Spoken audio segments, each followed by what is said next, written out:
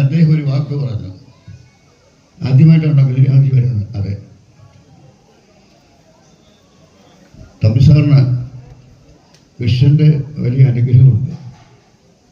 എന്താ, ഇന്ന് ജന്മാഷ്ടമിയാണ്. ബദരീനാഥിൽ ഏറ്റവും അധികം പ്രാധാന്യമുള്ള ദിവസം, ഉത്സവം.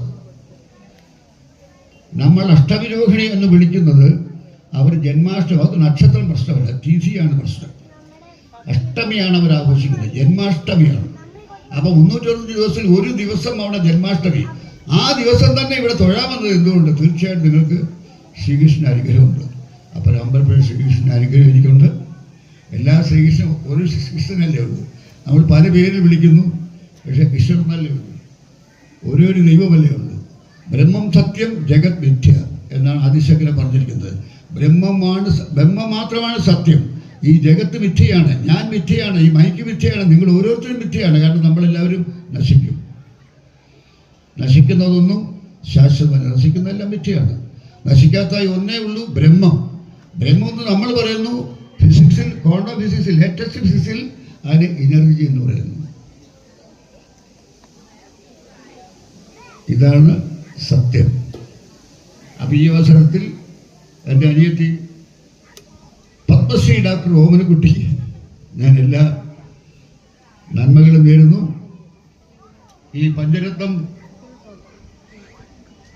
കൃതിയുമായിട്ട് സഹകരിച്ച എല്ലാവർക്കും, എഴുത്തുകാരിക്കും ഗായികമാർക്കും അതിന്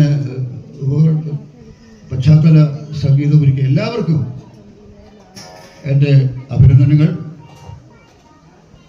നന്ദി, നമസ്കാരം.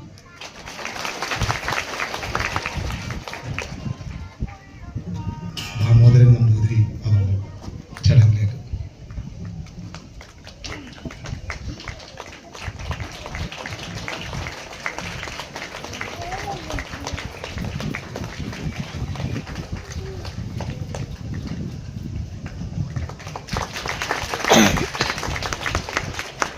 ഒരു നാടിൻ്റെ ദേവന്റെ മുമ്പിലെ ഹൃദയ വിശാലതയുള്ള സാക്ഷാത്കാരം ഇവിടെ സമർപ്പിക്കപ്പെടുകയാണ്. അമ്പലപ്പുഴ ഭഗവാനായി ഒരു പഞ്ചരത്നം നാടുനീളെ ലോകം മുഴുവൻ പ്രശസ്തമാകട്ടെ.